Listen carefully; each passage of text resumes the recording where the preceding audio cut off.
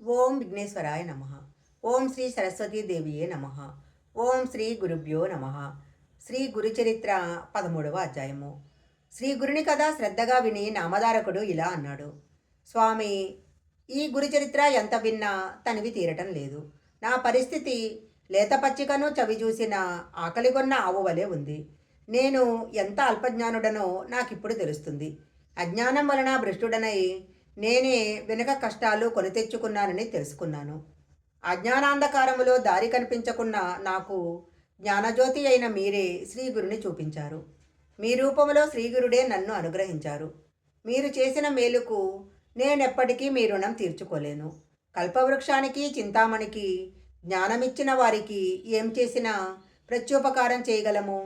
మీ బోధ వలన నాకు సర్వార్థ సాధకమైన నిరంతర గురుస్మరణ కుదురుతుంది. దయతో తరువాత శ్రీగురుడు ఎక్కడికి వెళ్ళారో ఏం చేశారో సెలవెయ్యండి అని ప్రార్థించాడు. సిద్ధయోగి సంతోషంతో అతని శిరస్సున చేపెట్టి, నీ జన్మ ధన్యమయ్యింది. శ్రీగురుని పాదాలు నీ హృదయంలో చోటు చేసుకున్నాయి. అందుకే నువ్వు ఇలా కోరగలుగుతున్నావు. దీనివలన నువ్వు తరించడమే కాకుండా సాటివారిని కూడా తరింపజేయగలవు. నువ్వు అడుగుతుంటే మాకు కూడా ఆనందం కలుగుతుంది అని ఆ వివరాలు ఇలా చెప్పారు. శ్రీగురుడు ప్రయాగలో ఉండగానే వారి మహిమ గురించిన ఖ్యాతి అన్ని దిక్కులా వ్యాపించి ఎందరో ఆయనకు శిష్యులయ్యారు. వారిలో ముఖ్యుడు మాధవుడు. మాధవుడు, సిద్ధుడు, బాలుడు, ఉపేంద్రుడు, జ్ఞానజ్యోతి, సదానందుడు, కృష్ణుడు అనే ఏడుగురము స్వామికి ముఖ్యమైన శిష్యులము. మా అందరి పేర్లకు చివర సరస్వతి అనే బిరుదు ఉంటుంది. శ్రీగురుడు మమ్మలను మరికొంతమంది శిష్యులను వెంటబెట్టుకొని అనేక తీర్థాలు, క్షేత్రాలు పావనం చేస్తూ దక్షిణ దేశం తిరిగొచ్చి పూర్వాశ్రమంలో తన జన్మస్థానమైన కారంజా నగరం చేరారు. అప్పుడు వారి తల్లిదండ్రులు, తోబుట్టువులు ఆయన రాకకు ఎంతో సంతోషించారు. స్థానిక జనమంతా ఆయనను దర్శించి పూజించారు. వారిలో బ్రాహ్మణులందరూ స్వామిని తమ ఇంటికి భిక్షకు ఆహ్వానించసాగారు. శ్రీగురుడు అందరి ఆహ్వానాలు అంగీకరించి ఒకే సమయంలో అనేక రూపాలలో అందరి ఇళ్లకు వెళ్ళి భిక్ష చేశారు. అందరూ ఆ లీలకు ఆశ్చర్యపడి ఆయన సర్వవ్యాపకుడైన భగవదవతారమని గుర్తించారు. ఒకరోజు ఆయన తల్లిదండ్రులకు శ్రీపాదుల రూపంలో మళ్ళీ దర్శనమిచ్చారు. వెంటనే అంబకు పూర్వజన్మస్మృతి కలిగి భర్తతో, నాథా, కిందటి జన్మలో లోకపూజ్యుడైన కొడుకు కలగాలని నేను శ్రీపాదస్వామిని పూజించి వారి ఆదేశానుసారము శనిప్రదోష పూజ చేశాను. ఈ జన్మలో ఆ కోరిక నెరవేరి నా జన్మ సార్థకమైంది అని చెప్పింది. అప్పుడు ఆ దంపతులు తమను సంసార సాగరము నుండి ఉద్ధరించమని ఆయనను కోరారు. అప్పుడు శ్రీగురుడు, ఏ వంశంలో అయితే ఉత్తముడైన సన్యాసి జన్మిస్తాడో ఆ వంశంలోని 42 తరాల వారు తరిస్తారు. బ్రహ్మలోక ప్రాప్తి కలుగుతుంది. అంతకుముందు నరకంలో పడిన పితృదేవతలు కూడా బ్రహ్మలోకాన్ని పొందుతారు. మీ కులంలోనే మీ ఇంట్లో నేను జన్మించాను కాబట్టి మీకు బ్రహ్మపదం లభిస్తుంది.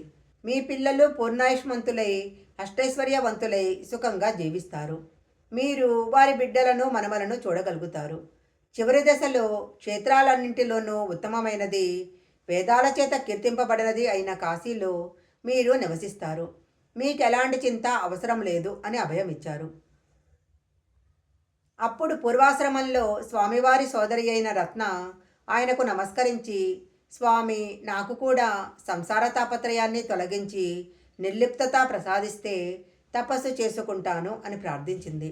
అప్పుడు శ్రీగురుడు నవ్వి, అమ్మ, స్త్రీలకు పతిసేవ వల్లనే మోక్షం లభిస్తుంది, అభిష్టాలు కూడా నెరవేరుతాయి. అందువలన భర్తే పరమేశ్వరుడన్న భావంతో ఆయనను సేవించు. గృహిణులకు ఇది ఒక్కటే మార్గమని వేదం చెప్పింది అన్నారు. అప్పుడు ఆమె, స్వామి, మీరు త్రికాలజ్ఞులు, నా ప్రారంధం ఎలా ఉన్నదో నా భవిష్యత్ ఏంటో తెలపండి అని కోరింది. అప్పుడు శ్రీగురుడు, అమ్మా, నువ్వు పూర్వజన్మలో అన్యోన్యంగా ఉన్న దంపతులను తగువు పెట్టి విడదీశావు. అందువలన ఈ జన్మలో నీ భర్త నిన్ను విడిచి సన్యాసి అవుతాడు. పూర్వజన్మలో నువ్వు ఒక ఆవును కొట్టి చంపావు. అందువలన నీకు ఈ జన్మలో కుష్ఠురోగం వస్తుంది అని చెప్పారు. వెంటనే రత్న భయంతో ఏడుస్తూ ఆయన పాదాల మీద పడి, గురుదేవా, నన్ను రక్షించండి అని వేడుకుంది. శ్రీగురుడు ఆమెను ఓదార్చి, అమ్మా, మా అనుగ్రహం వలన ఈ కర్మఫలము నువ్వు వృద్ధాప్యంలో అనుభవిస్తావు. నీకు కుష్ఠరోగం వచ్చినప్పుడు మా దర్శనం అవుతుంది. నీకు కుష్ఠరోగం పడచూపగానే దక్షిణ దిక్కున ఉన్న భీమానదీ తీరంలోని పాప వినాశ క్షేత్రానికి వెళ్ళు. భీమా అమరజా నదీ సంగమం దగ్గరున్న గంధర్వపురంలో ఆ తీర్థం ఉంది అని చెప్పి శ్రీగురుడు తన శిష్యులతో కలిసి గోదావరి పుట్టిన క్షేత్రమైన నాసికకు బయలుదేరాడు.